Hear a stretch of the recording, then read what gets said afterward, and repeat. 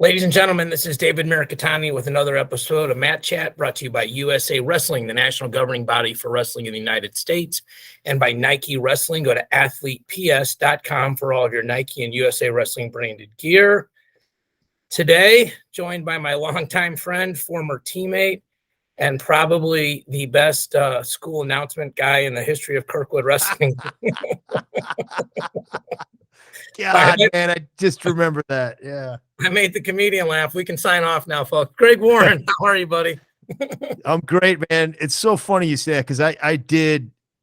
God, I owe you and probably everybody else, my high school girlfriend, anybody that was around me in high school, a lot of apologies because I had no outlet for my humor back then. So I was just desperate for one. So I was loud and obnoxious. And I remember, funny though, man.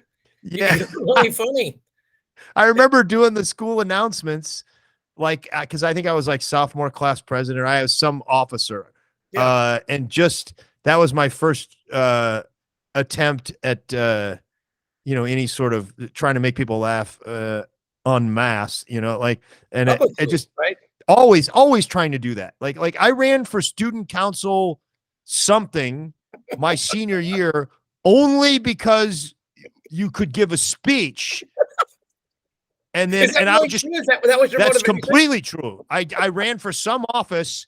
I won sophomore class president just because I was doing some sort of comedy routine up there. And then I tried to, in my senior year, I was like, oh, they were like, you want to run for this office? I'm like, well, yeah, I can get in front of a microphone and speak and try to make people laugh. And I won that. And I was like 3 weeks into the thing. And the advisor, the faculty advisor, Mr. Mendelson, was like, hey, you don't want to do this at all, do you? I was like, no, I just wanted to give that speech and try to make people laugh. Like that's, I'm sorry. If I can exit this.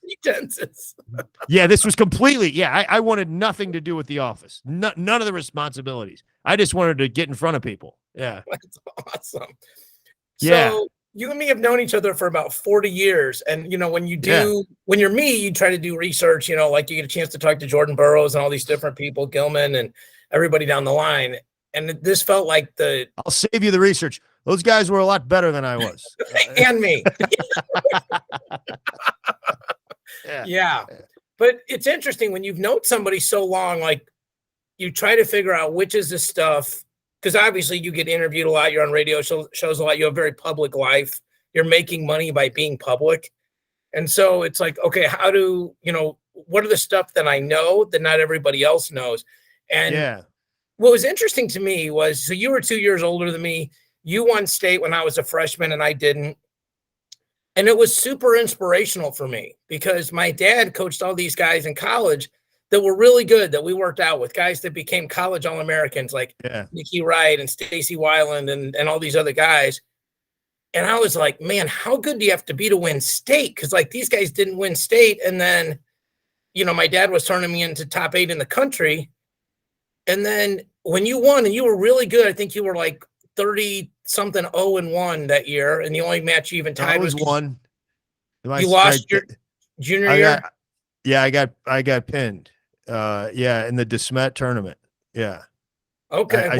I still remember that. Yeah. Okay.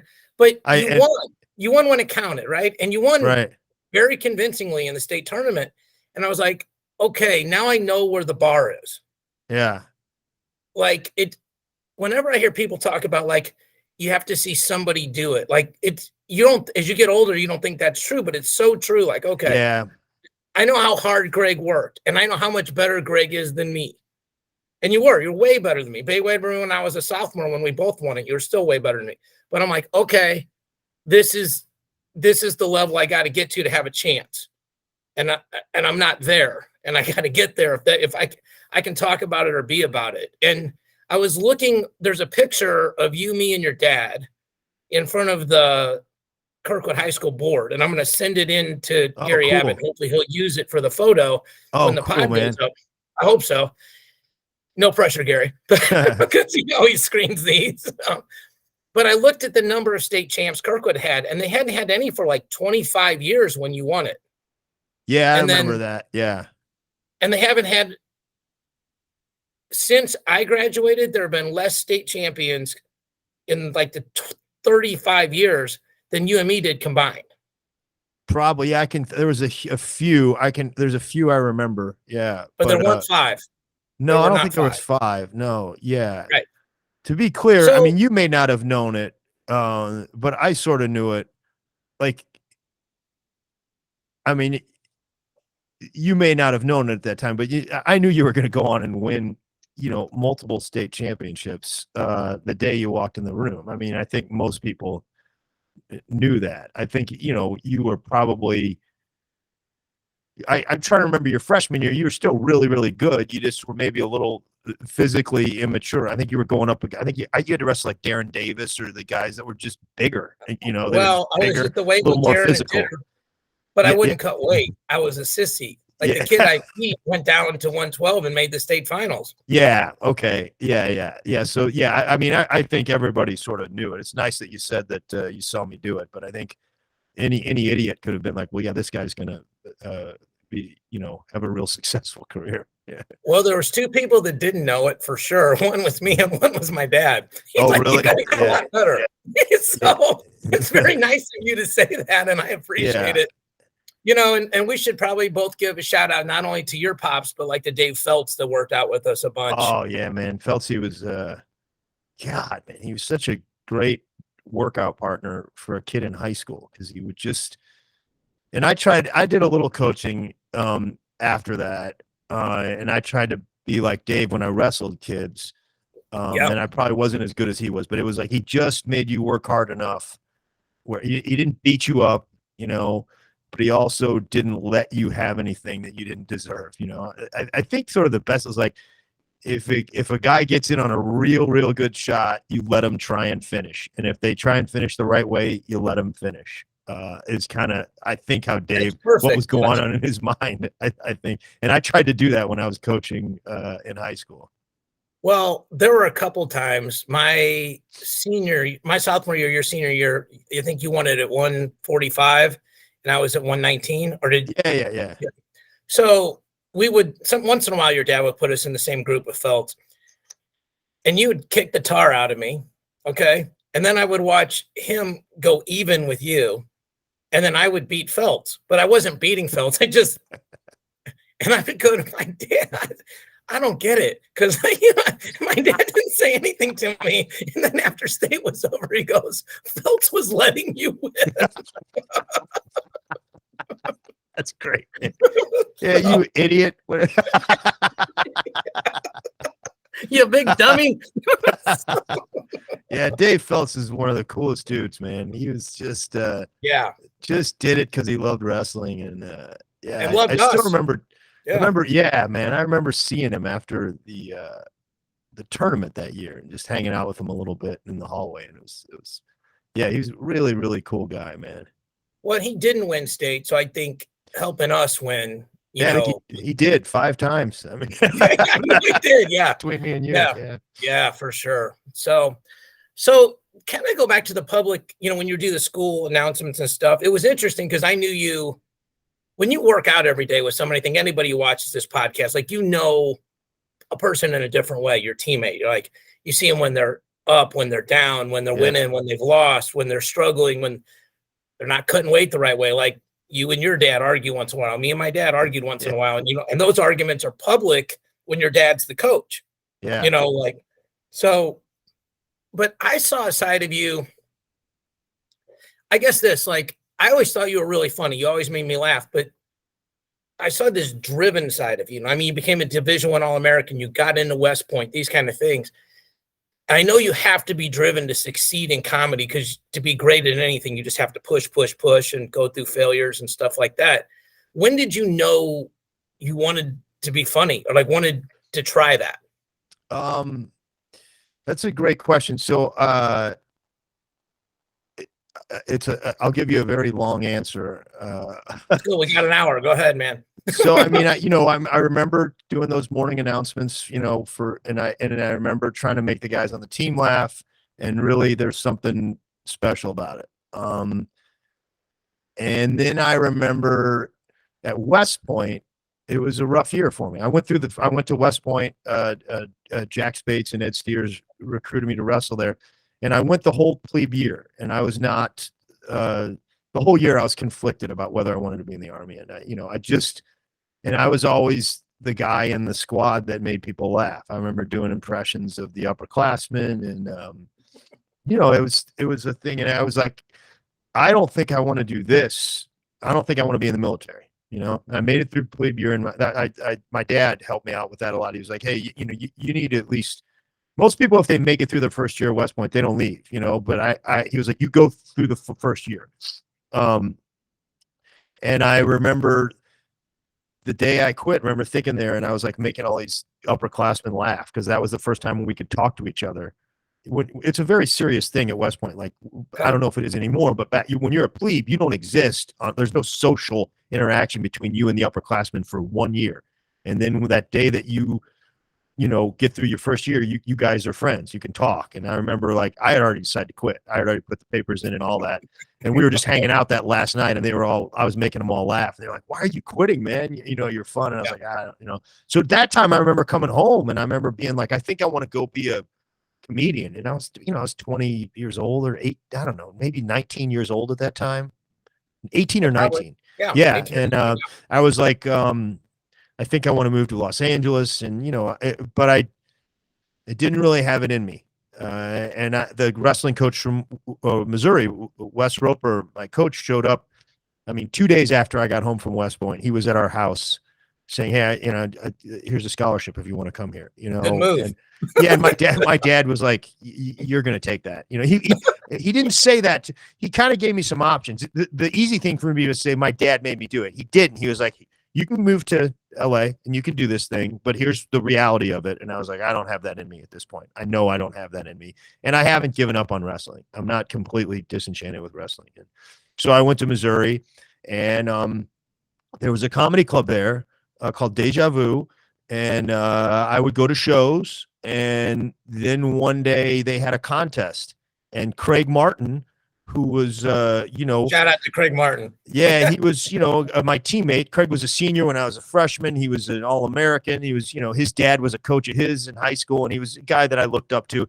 And Craig was a bartender at this comedy club in the summers, and he just signed me up for the contest, Oh, you didn't know? You didn't know? No, I didn't even know. I was I was obnoxious at our parties. I would just try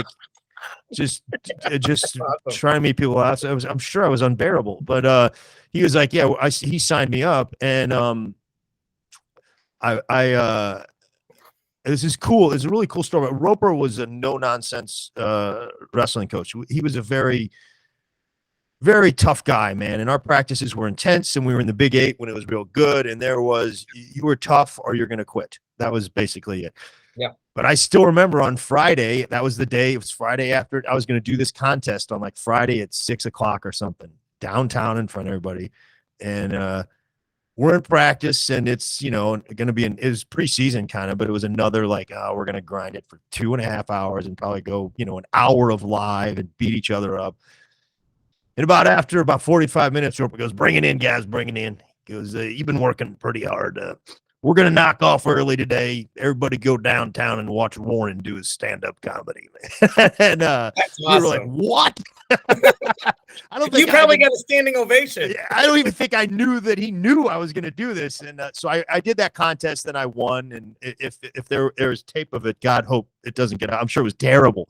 I'm sure it was awful. Yeah. But and then off and on in college, I, played with the idea that I would be a comedian, but I didn't do anything. I was a Division I wrestler. There's not much time. You're an All-American. So let's there's a difference, right? There's some guys that are riding the pine, and it doesn't mean they're not a part of the team, but it's a different level. Like, you're trying to win the nationals. Like, it's hard to be good at a lot of different things, and you're trying to be great at one, right? Yeah. And I didn't have the focus. And so then I got out of, I did graduate, in 4 years, including West Point, and I had an extra year of eligibility. I stayed, and I went to grad school, but the whole reason I was sticking around was I missed placing my junior year. You would have been All-American, sure. Yeah, well, I missed by one match. And I lost to Tedon Fleischman, I think, in the blood round. And He was from New Mexico. I lost to Townsend Saunders on the front side, and it was actually not a bad match. But I wanted to come back and try to be an All-American. So I went to grad school, but to be honest, I wasn't going to class enough. I was not serious about it. And after I got home from the national tournament, my senior year, I was like, I think I've accomplished what I was going to do here. And also my girlfriend, my first like really serious girlfriend, and I had broken up at that point. I was lost in some ways. And I didn't have wrestling anymore. And I was like, I'm dropping out of grad school. I'm going to go to Chicago and be a comedian. And I went to stay with my friend who was in art school, who I'm sure you remember, Matt McGuire, who was my next door neighbor. Matt was in the Chicago Art Institute. I went to stay there, and I was there for Dave. I'm ashamed to say, like, I was there for probably 3 weeks, and I was like, this isn't going to work. Like, I don't know. You have that structure of wrestling your whole life. And then it's gone. And I was like, I can do anything I want right now. And you would have thought it was so freeing, but I was just like, I was lost. And also that girlfriend thing probably wasn't an ideal time. Yeah, that was like, so I came back to St. Louis after like 3 weeks. I'm like, I have to get a job. And I got a job at this company, Procter & Gamble. And they sent me to Houston, Texas. And I worked there in Houston for 5 years, and then Cincinnati for 5 years. And I was doing well. I was making a lot of money and moving up in the company, but I never really quite got comedy out of my life.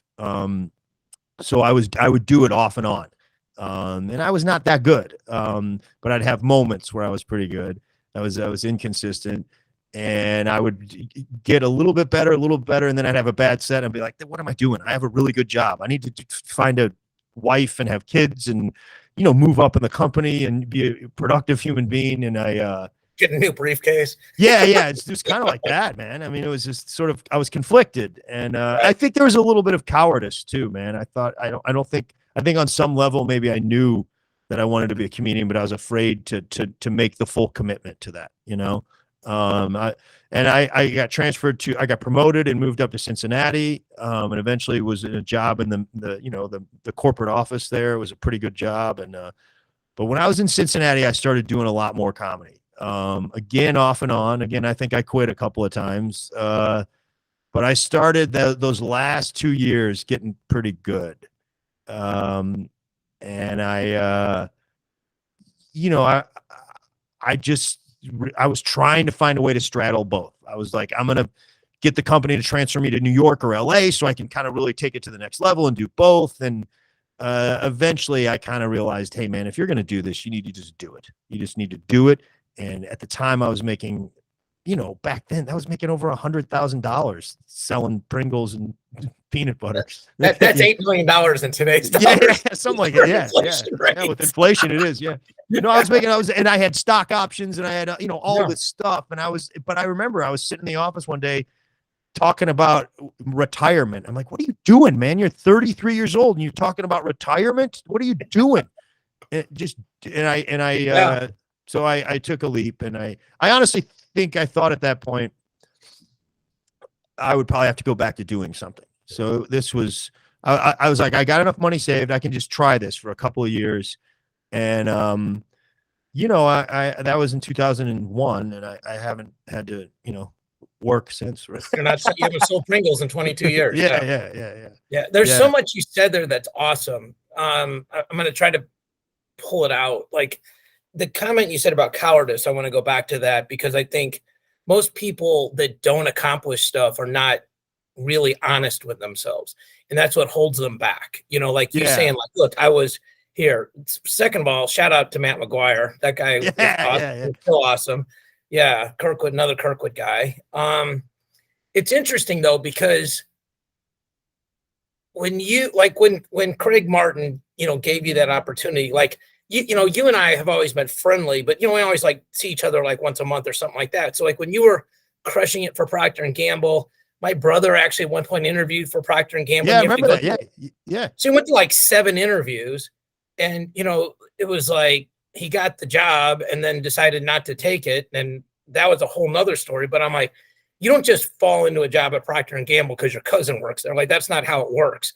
So for you to be doing it that well, I was a financial advisor, and so I knew how well the stock is doing. And you're like, man, this dude, to make that leap takes courage. It takes real courage to set aside a very comfortable life. Your golf handicap was probably getting better, you know, and to go do something that's public. And when you're bad, it's very public, right? Like, oh God, it's so public, man.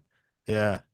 It's so this is an interesting parallel. I've never asked you this. Like, so when you lose a wrestling match, I think, well, like, look, you lose, you can't blame anybody else, right? Yeah. Like, you know, like you won state my freshman year, I didn't. That's my fault. That's not your fault. That's my fault.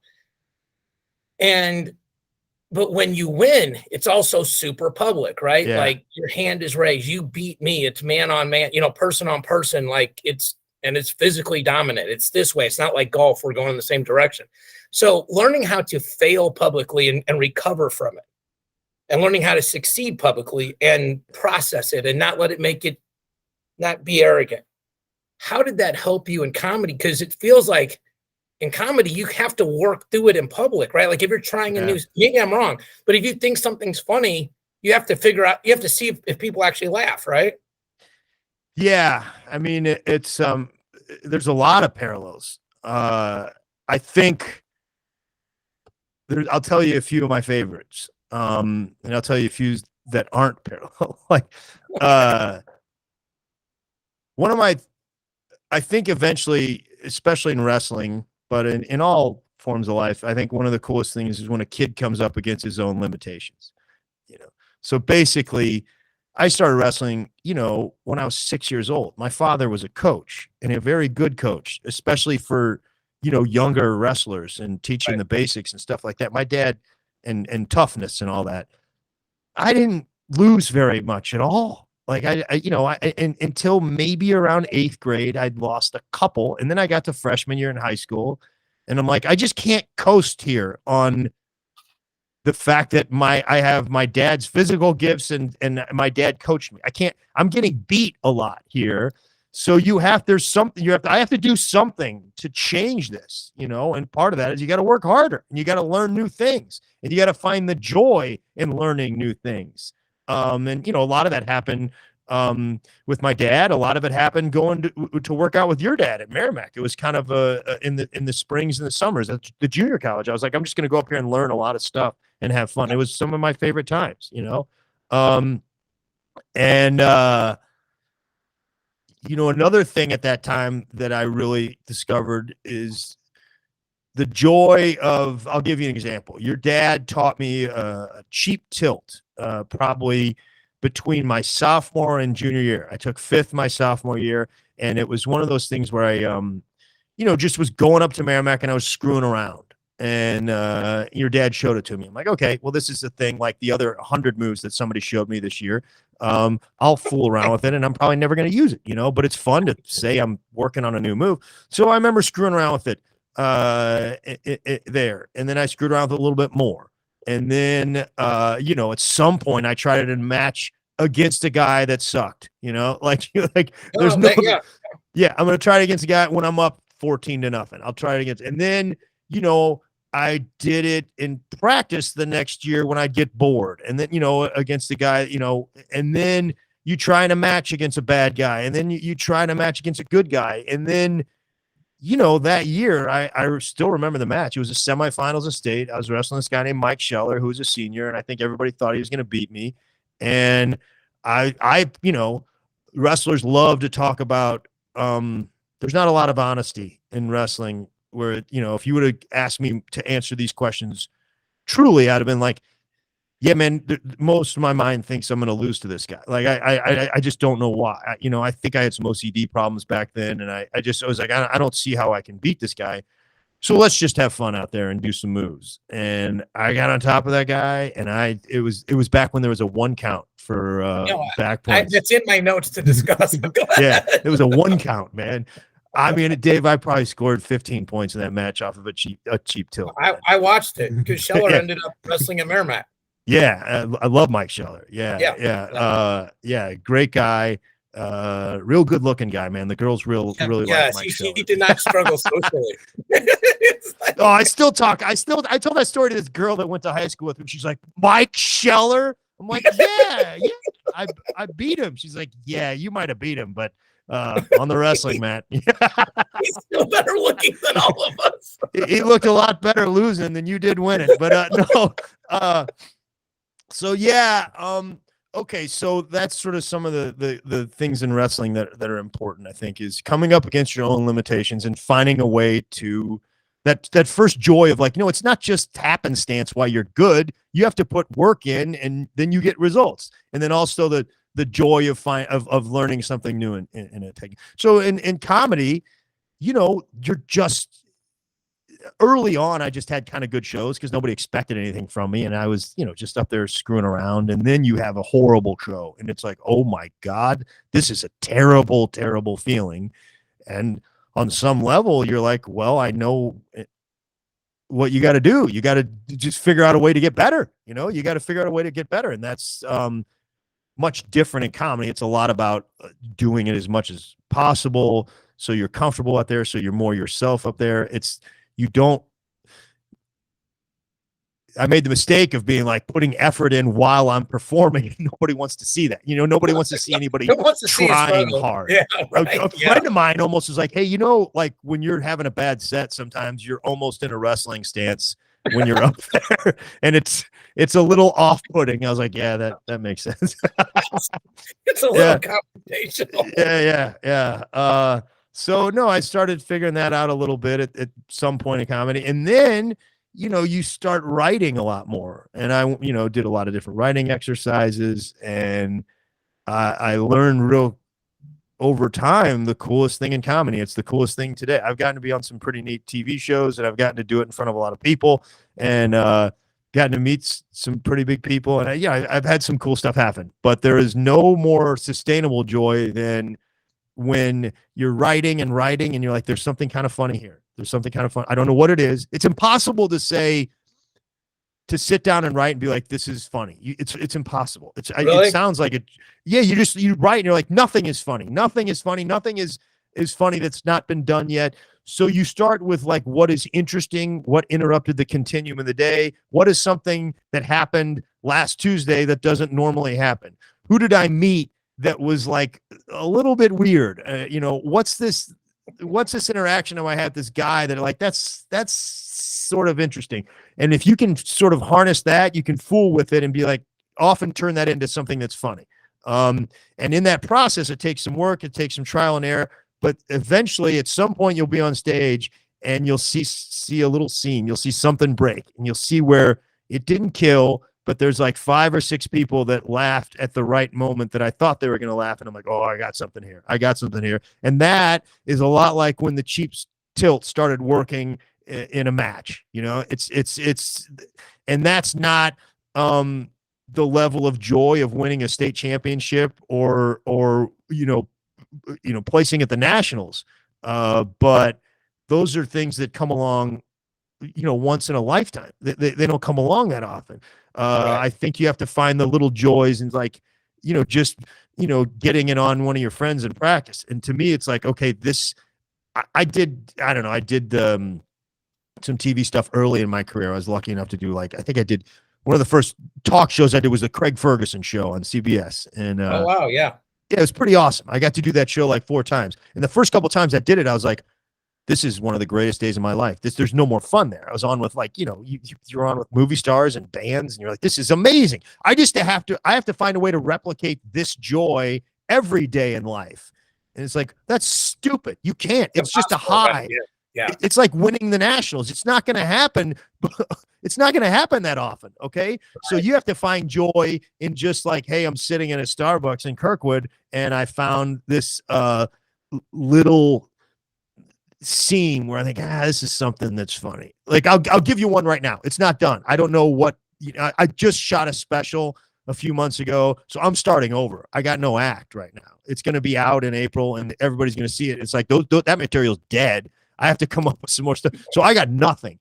And one of the things I was thinking about, I'll give you 2 things, the wrestling things. This is not done, but I remember when I was a kid wrestling, when I was 8 or 9, I was good, because my dad was my coach. And I just beat most of the guys. I think I'd probably lose once a year. And I remember my dad saying, it was always, you're pretty good. You're pretty good, and you're beating a lot of these guys around here. But I will guarantee you right now, there is a kid in Kansas that is way better than you, and he's working twice as hard as you. It was always Kansas, because that was our neighboring state. And I guess Illinois was our neighbor.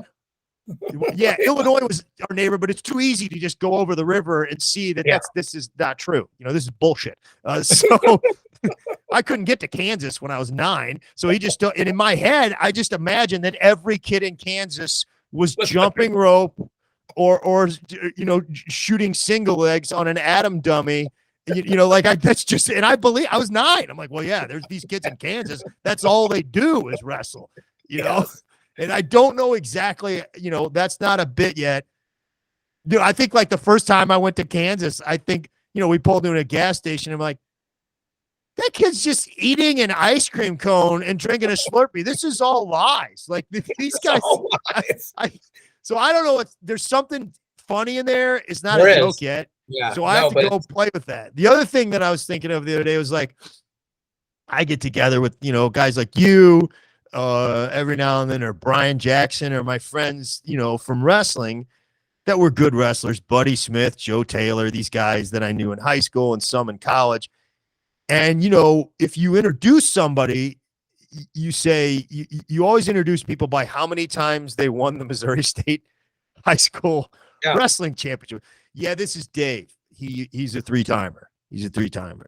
This is Mike. He's a 2-timer. This is Joe. He's a 1-timer, but he got hurt in the semis. Like he should have been a 2-timer. For sure. He got screwed by the like he's a 2-timer. Right. Like this. Like we introduce these people like you need to show him respect. You need to show him respect. Not because he's a fellow human being, because 32 years ago on a weekend in February, he won 4 consecutive matches. There is something funny there. There's something to it, and wrestlers all know what I'm talking about. And I've tried to really.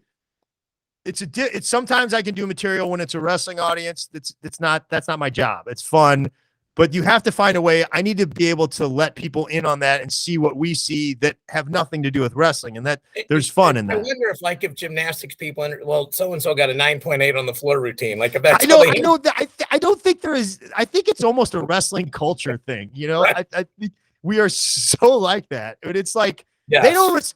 Yeah, hey man, this is my friend Ted. He's running for U.S. Senate, dude. I think I pinned that guy in districts, man. Yeah, whatever, man. Yeah, like I'm not impressed. Yeah, whoever. I don't care. There's a couple things you said here. First of all, the 1-point near fall. So that was a real thing. So that was a long time ago. We were both in it, and my dad taught us both that cheap till. And probably your senior year and my sophomore year, we probably each scored 100 back points on probably more than that, man. No, but at least, and 80% of them were 1 count. Like just yeah, man. Just go back down. It's like cheating. It's like stealing money. The second thing is this, like real quick story on Brian Jackson. Me and Jackson and Buddy Smith are out one night. I don't even remember how, and Jackson was teasing me. He's like, well, Dave kicked your tail, buddy. And he goes, we never wrestled. And he goes, yeah, he did. And he's like, he names the Melville tournament or something like that. And Jackson goes, Mirikitani, go to your house. I know you have that on VHS. I'm like, I'm not doing that. But that's Jackson. Like he'll turn total Jackson, man. And here's the other thing about us wrestlers is we all know, all of us know the most humiliating moment of our friends' lives. And know the nerve to push it exactly the right time. And there's no context. You don't even have to, like, the guy that got pinned by my junior year was Doug Lutz from Hazelwood East. And I don't think he even placed in state that year. But I got pinned by him in the DeSmet tournament. And, I mean, Brian Jackson will bring that up. And it's not like he has to give a context. We'll just be talking about something, and he'll go, Lutz. And I'll be like, oh, come on, man. You'll sell out Madison Square Garden. It'll be the highest rated Netflix special ever. And you're like, well, Doug Lutz would have probably done better. Yeah, he didn't even have to say the sentence. He'll just say Doug Lutz or just Lutz. And immediately you're just like, oh, man. why do we got to talk about that? You know? Yeah, why is it, I'm having a moment. Why is it got to go Yeah, there? every one of us knows the worst moment in each Yeah. other's lives. We Yes. just, or wrestling Yeah. lives. Yeah. My sophomore year, my last 3 years, I went 104-1. And the one match I lost was to a guy that ended up being JV. Did you lose your sophomore year? Yeah. Yeah. I lost at the DeSmet tournament and then beat the guy in the finals the next day. Yeah. And then where was that guy from? Parkway South. Who was it? Luis Paez. Oh, Luis Paez. Yeah. And then Ted Berg Great guy too, man. And Ted Berg became the varsity guy, and I beat that guy 18-2 at districts. Yeah. But like if I was ever lazy, your dad would just go Paez. Like, yeah. So yeah. All right. I still remember this time. Oh, go ahead, man. Sorry. No. There's a couple things people need to know about you. Like, you're a very nice person, but you used to do something extremely sneaky when we would go to summer tournaments together. Okay. Oh, so this is well before the days of flow and track. Okay. Yeah. So this was where you like voicemailed what your credentials were, or mailed what your credentials were. Okay. So, ladies and gentlemen, Greg Warren used to wear the 4-stripe Onitsuka Tigers, okay, which were like the least assuming shoes in the world. Like, those were not the cool shoes. No. Pull the socks up a little too high, so he looked a little extra nerdy. Yeah. And then all he would write on his credentials were 3rd in the Eureka Quad. Okay, or the Afton Quad. I might have the quad wrong, but it was one of the two. And like me, I hadn't won 1/10 of what you won, but I'm like, I was 4th at Southern Plains, like I'm writing everything down. Like, my mom's a communications teacher. Like, I'm writing everything that my dad can beat up your dad. But what I realized in hindsight, what you were doing, they figured this guy must be a freaking moron. And they would put you against the number 1 seed every time. Like, every time you were line 2 on the bracket. And I don't remember that, man. You must have done this like 6-8 times. Like, this was not an isolated incident, okay? Like, it's kind of funny one time.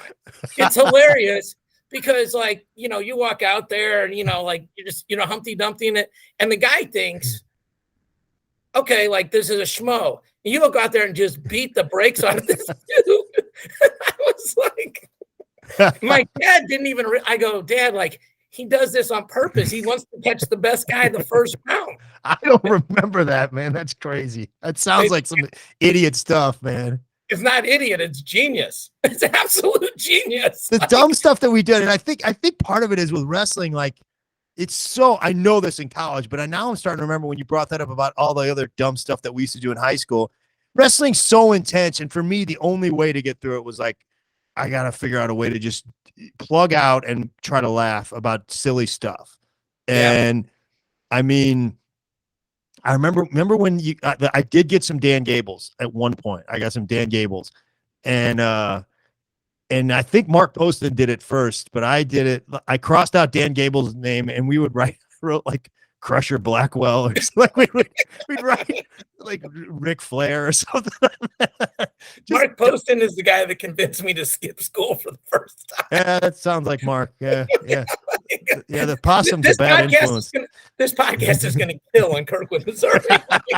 Yeah, the possum was one of the funniest guys in the world. He was another guy like you, like sneaky funny. Oh, like, he was real sneaky funny. Yeah. So it's, obviously you're being funny for a living.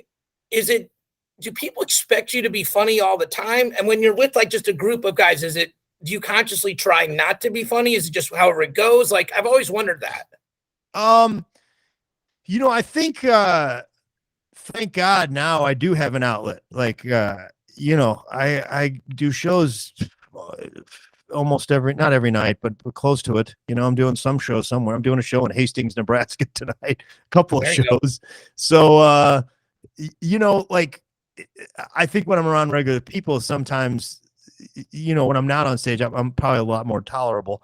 But when you relax or you have fun and you're around funny people, like we're doing now, I think it brings the best out in you and you can enjoy people. What I've tried, I think it took me a long time, but I've just tried to enjoy other people. And that's when you're at your funniest. I do a lot of radio, and I used to go in and be like, I got to kill today. I got to kill. And then a while I was like, okay, that works sometimes, But how about like these guys that you're doing radio with are really talented. Just enjoy them and laugh at them, and then things will your talent will come out. And I think that's something that's a nice thing that I've learned. I mean, what I don't, there will be people just come up to you and, like, hey man, be funny. And you're like, that's impossible for me to do right now. There's like, I'm sorry.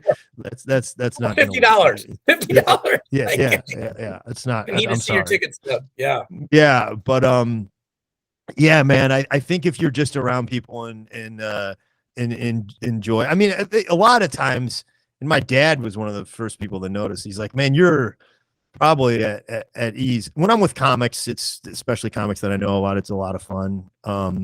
It's a lot of insulting each other.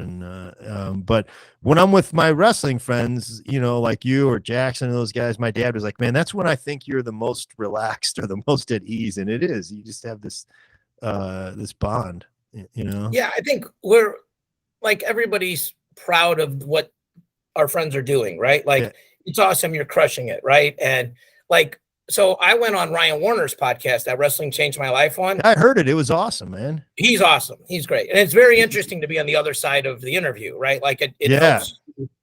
I think it makes you a better interviewer. It must be different for you, man. I really liked that interview. It was, I think you said, one of the things you said, I think it was that interview that I heard, you were talking about your dad and about how, he would cut weight every year just so he remembered that his wrestlers were suffering, and you need to know what it feels like to suffer.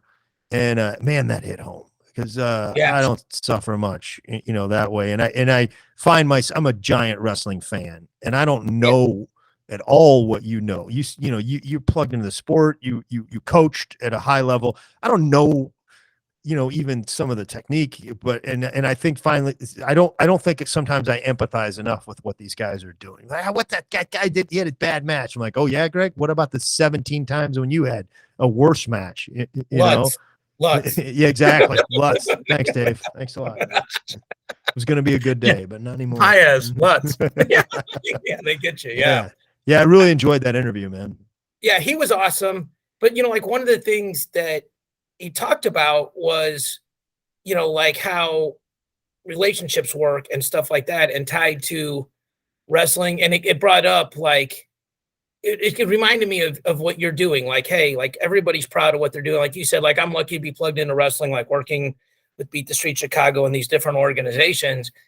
But at the end of the day, like, we're just proud of our guys. It's just, but it's different. Like, your successes, like, people go, man, like, you must be, like, you seem really busy. I'm like, I don't think I'm any busier than somebody that's got a wife, 3 kids, a dog, and a cat, and their kids are all in different sports. Like, I think, and actually their responsibilities matter a lot more. Like, they're responsible for serving human beings. Like, I just need to make sure my Hilton points work. Like, it's a very simple, like, there's different levels of responsibility. And I am earning Hilton points as we conduct this interview, Dave. I am as well.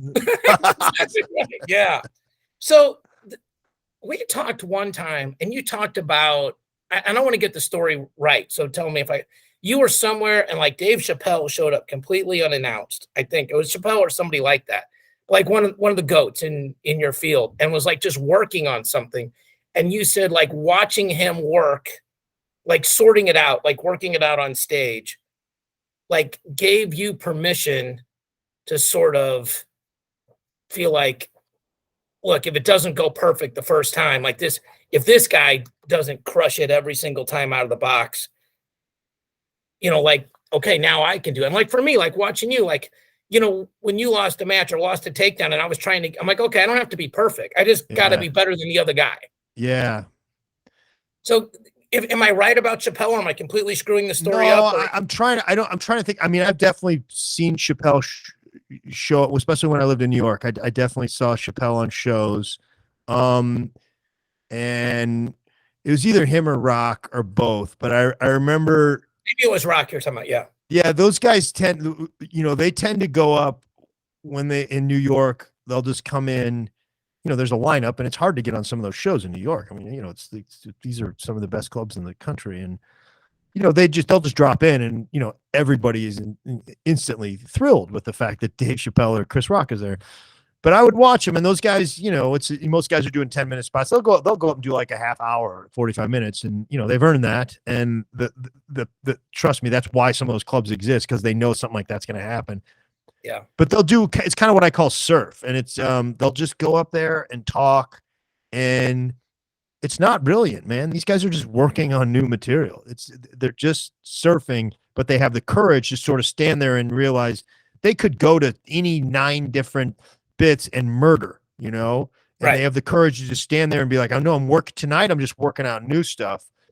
And you'll be like, none of this is remarkable, but somewhere in there, like I remember watching Rock one time and I'm like, yeah, this is not bad. It's not great. And then within that 45 minutes, there's like 3 times you're like, oh boy, that thing is going to be one of that's going to be and is special. And it's going to be one of the great bits of like you'll just see, you'll be like, he hadn't figured that out quite yet, but that is brilliant. That is just like it's an insight. It's an insight into humanity. And once he turns that around, that's going to be one of the coolest bits ever. And I have, I'll be honest, I don't completely have that luxury in a place like, I don't have that luxury in a place like New York or LA. I can do some of it in St. Louis, and I don't take enough advantage of it. I wish I was a little bit more willing to just be like, hey, I got nothing. I'll do some of it, but I probably at some point my defense mechanism kicks in. It's like, I got to kill, man. I gotta do some of the stuff that I know works. But I remember when I started doing jiu-jitsu and I stunted my own growth because I tried to win every go. Like every practice go. And like I coach guys now, and I'm like, if you're not losing at least 25% of the time, you're doing something wrong. That's brilliant, man. I mean, I have a lot of, the more and more I listen to guys like you and Ben and people, I'm proud of what I did, but I also have some regrets, especially, me too. Looking back at it. Yeah. Yeah. I mean, I don't think, I don't think I had enough intellectual curiosity as a wrestler in college. And, the tendencies to be like, well, we just worked so hard and went live so much. I didn't have, and that's not totally true. There's some truth to it. We did beat each other's brains in, and I did learn some mental toughness from that and some physical toughness.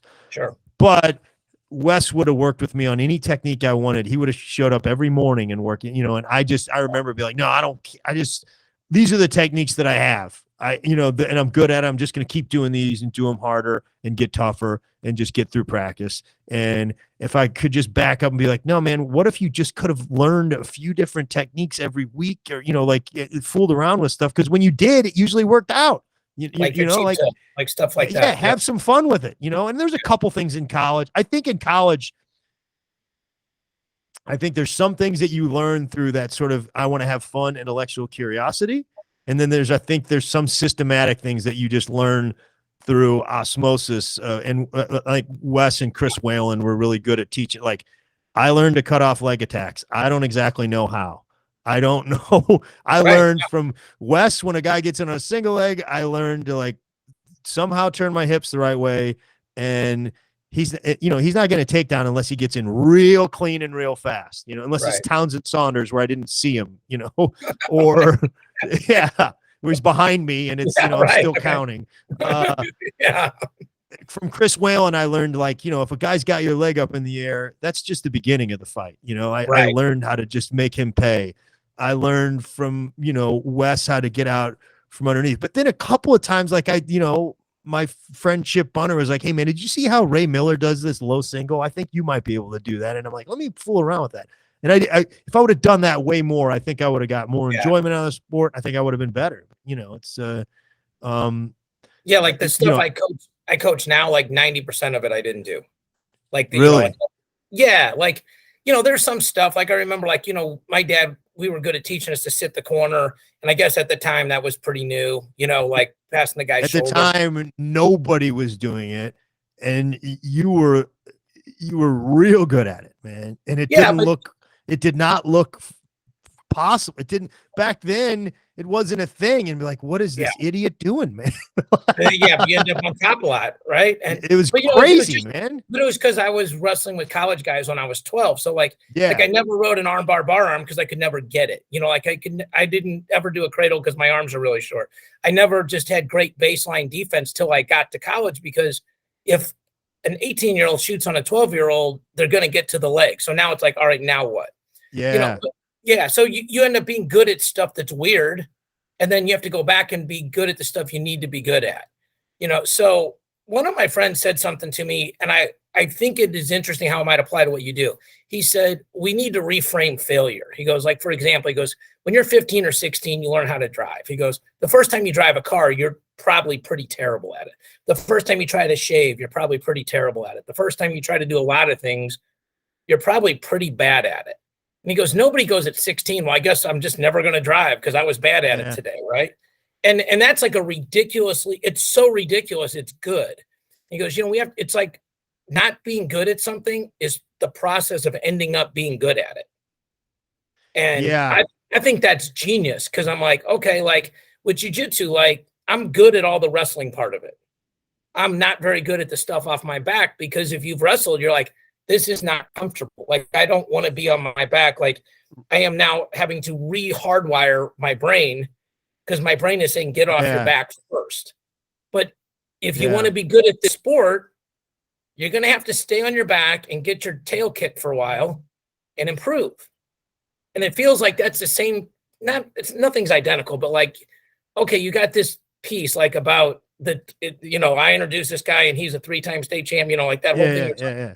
You just got to keep fooling around with it till you get it right. Is there any parallel to that?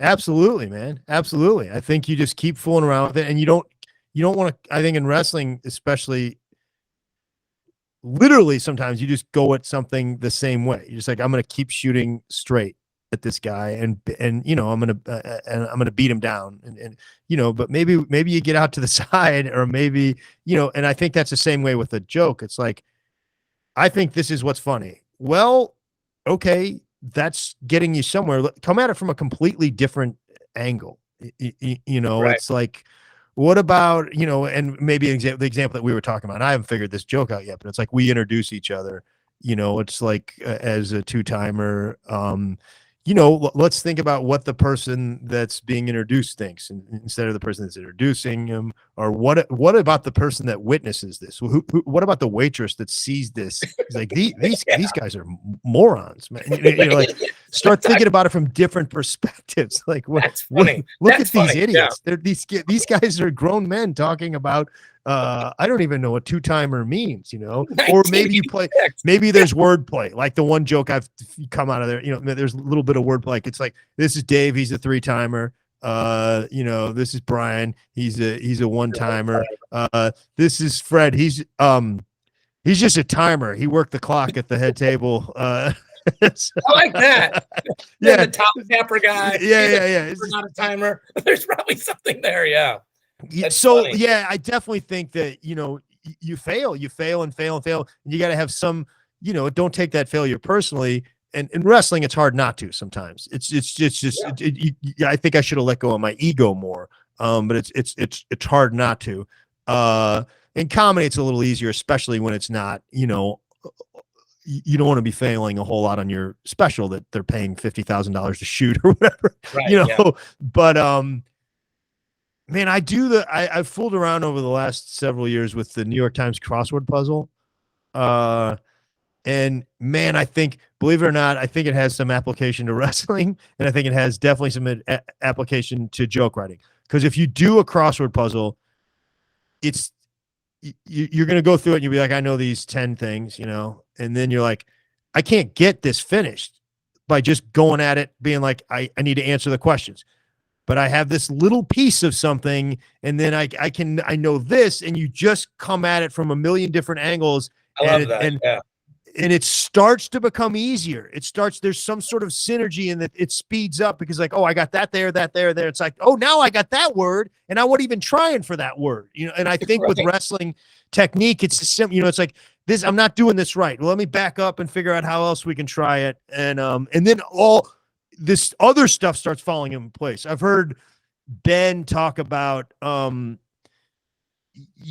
scrambling. And he says, again, I'm just not at the level you guys are knowing wrestling these days, but like, he's like, man, I teach guys to shoot a lot more. They need to shoot because it opens up a million different things scrambling wise. If you watch O'Toole, sometimes like he's got a good shot, but sometimes it's not about the shot. It's about just getting into more exchanges. Yeah. Yes. Yeah. Yeah. My dad used to tell us, like, hey, if you're winning by 1 or losing by 1 with 30 seconds left, the best position is on his leg. The next best position is him on your leg, because the worst position is him in a perfect stance in the center of the mat with no stalling calls and perfect position. Like that's going to be the hardest thing. So if you have to, snap him into your legs and wrestle. And again, like that's the whole man, that's great. Yeah, it made a lot of sense. So there's one last thing I just want to ask you about, because I feel like it has to be a conscious choice. I've watched obviously almost every one of your acts. It seems like you made a conscious choice to be clean, to not use a lot of profanity. And it feels like there's a lot of cheap jokes you can get with profanity, and you've chosen I want to say like a different path. Like, was that a conscious thing? Was that? Yeah, man, that's a good question. So I'll say a few things. One, I don't think there's anything more noble or more. I don't think it makes you a better comedian to be clean. I don't think it makes you any more creative. It's just there's a lot of filthy comics that I find extremely good. It's funny because some people will come up and be like, well, you're clean and that's the hardest comedy to do. I'm like, what Dave Attell is doing is genius, and I can't do it, I was never filthy. I was profane early on in my career, and it just sort of, I wanted to be on TV. And I wanted to be on late night TV, and I wanted to do stuff. And so I wanted to do stuff on radio. Early on, I was doing a lot of stuff on this syndicated radio show called the Bob and Tom Show. And, that was probably my biggest break. And still, like, I'm doing a show tonight that there'll be a lot of people from that show. It's, right. So, on terrestrial radio, you can't swear.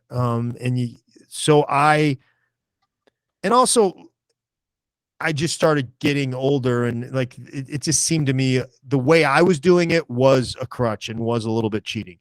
I still, every now and then, you'll hear one slip out on a live show, especially a lit show. But I have been like, hey man, let's try to, it got to a point where I was pretty clean, occasionally cursing. And then my friend, guy that did my first record, he was at Comedy Central Records, and that was the first CD that I put out. He wound up taking over Sirius XM Radio, the comedy part of it. And this was right probably before I moved from New York to St. Louis, and probably 2015 or 2016. I called him. I'm like, hey, Jack, they'd been playing a lot of my stuff. I was like, I think I got a new project in me. I think I got a new album in the next 6 months to a year. And he immediately was like, hey, man, I'm really trying to revamp the Clean channel. If you ever listen to the Sirius Radio, there's one called Laugh USA, and it's like kid friendly. It's not kid comedy, but you can listen to it with your kid in the car. He was like, you need to get me an album that I can play on there. I'm like, I don't know if I'm that clean. He's like, no, man. He goes, you're close enough where you need to go that direction. You need to do that. And I'm like, I'm not dumb. I'm like, okay, if I do that, that means I'm going to get played a lot on there, and I'll figure it out. So I sort of just figured it out. And since then, I kind of, whenever I'm working on something, you'll hear a swear word here and there, but I know I got to get it out. And I kind of always in the back of my mind, I'm like, I want to put out an hour project that I can play on Laugh USA. And then, what's really cool is that you get a lot more corporate gigs that way, which are sort of lucrative. I do shows now where, there's a few markets, like St. Louis is one where I'll do a show on a Sunday afternoon where kids can come. And Jason's kids came, Jojo, I got up there and I interviewed him on stage. Yeah. So you can do, and then my friend, this guy, Nate Bargatze, he's a really great comedian. He's funny. Yeah, real funny. And I've known Nate, Nate used to open for me. that tells you where both of our careers have gone. But Nate's world famous, man. He's huge. I mean, he's like just had a special on Amazon Prime, and it's great. But Nate is producing. He's directing and producing 3-hour-long comedy specials that I don't like the term clean comedy because immediately you're like, that's going to be lame. He's just like, he's like, I want to produce comedy specials that families can watch like they can watch mine. Nate's a clean act. And, so he did one. He directed my last special. We shot it in the fall and it comes out in April and I'm pretty excited about it. And I would have never gotten to do that. If I was dirty, Nate wouldn't have worked with me. So it's kind of cool. Yeah. You were coachable when that guy the Sirius XM guy said, look, if you go to this, I need to do this path. And you were smart enough to see the big picture. And that's, yeah. Like, sometimes like if your dad says to me, hey, you're pretty good at attacking the right side of the body, but you don't have anything attacking the left side of the body. And I'd suggest one of these 3 things. And like you said, you go back and figure it out and think about it, so. Yeah. So I'm going to only to keep you an hour. So I would just want to say this, because I don't say this on the air. Like, I don't think I would have, it was very kind what you said. I don't think I would have won state my sophomore year if you hadn't won state your junior year. Well, and I say that's cool, true. Yeah. Because I'm like, okay, there's the bar. I got to get there. And then I saw you getting better. Like, your junior year, you had some close matches. Like you said, you lost one match, but like your senior year, you were just wrecking dudes. And I'm like, okay, that's like my dad, my senior year. He's like, hey, can you just not give up a takedown this year? Can you get 250 takedowns and not give up one? And so like, you move the goalpost, right? You keep trying to change it. So, and the other thing is this is long overdue. You're a guy, you're my friend, but you're also a guy that literally helped me achieve my goals. Your dad helped me achieve my goals. And this is crazy. Somebody on wrestling changed my life. I think I might be the only guy in Missouri history that had 3 different head coaches. That is crazy, man. Yeah. In the finals. Yeah. So, but your pop was the first one. And, I was pretty stubborn when I was a kid. It was very cool when he invited me up there a couple years ago. And, we broke bread and I got nothing but love for your dad now. And I will say this to sign off using my best version of a stand-up comedy routine. It was fun for the last hour, you being the lead singer, and I was happy just to play the tambourine, man. Oh, man. No. Yeah. So, I do want to say thank you, man. Yeah, man. Dave says he wouldn't have won his sophomore year. I think he won like 13-2 in the finals, Dave, from what I remember, man. That is not true. So this is all right. We'll sign off with this. I told this story the other day. It was 0-0 first period. I rode the guy second period. I reversed him third period. He reversed me. And this is again when it was one near fall. I got put in a Peterson roll near the edge of the mat. And I literally reached and tried to grab the edge of the mat. I should have been hit with a penalty point. I just snuck one. I think I won like 6-3 or 6-4. I think it's statute of limitations. I don't think they can go. I don't think Staten can go back and challenge that, man. I don't think there's a 40-year-old brick being thrown right now. Man, it's been a blast. We'll have to do it again soon. And you bet, buddy. Thank you, everybody. Thank you for watching and listening. We'll talk to you soon.